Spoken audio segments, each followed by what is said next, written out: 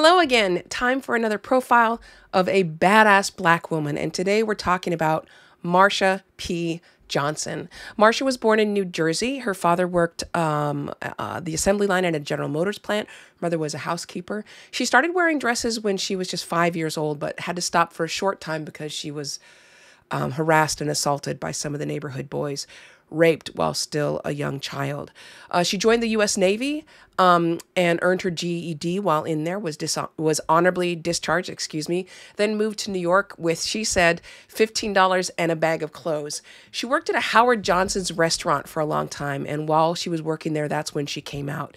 She was America's first self-identified drag queen, and devoted her life to the fight for civil rights, safety for all, equal protection under the law. She was such a beloved and influential figure in Greenwich Village. She was known as the mayor of Christopher Street. When she chose her drag name, she changed her birth name Malcolm to Marsha. She added Johnson for Howard Johnson's, where she worked. And when she was asked what the middle initial P stood for, she said, "Pay it no mind."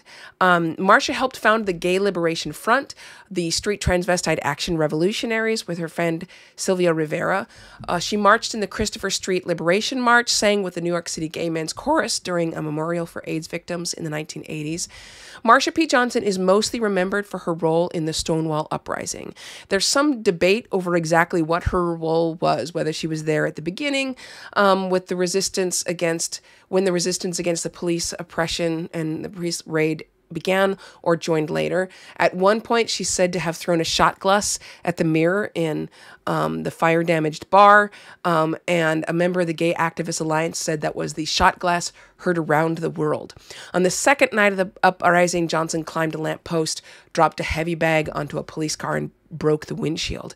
She marched in the first Gay Pride rally on the first anniversary of the Stonewall Uprising, although she was eventually banned from the festivities because the gay and lesbian committee that was running it said that they don't allow drag queens because drag queens gave them a bad name. So she and Rivera marched in front of the parade, their heads held high. The sculpture created by George Segal, which was called Gay Liberation, it was moved to Christopher Park in 1992. And when that happened, Johnson said, "How many people have died for these two little statues to be put in the park to recognize gay people? How many years does it take for people to see that we're all brothers and sisters and human beings in the human race? I mean, how many years does it take for people to see that we're all in this rat race together?" She was a devout Christian her whole life. In 1963, she said, "I got the Lord on my side. I took him to my heart with me, and I came to the city for better or for worse.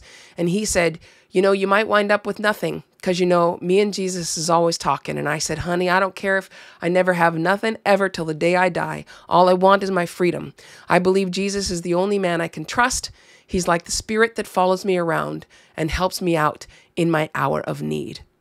In 1992, her body was found floating in the Hudson River. The police originally said it was a suicide. The evidence doesn't seem to support that. There was a massive head wound on the back of her head. She probably was the victim of a violent assault. Marsha P. Johnson, out loud, proud, and fought her whole life for civil rights for everyone, equal treatment and protection for everyone. A truly badass black woman. Have a wonderful day. And as always, please be kind.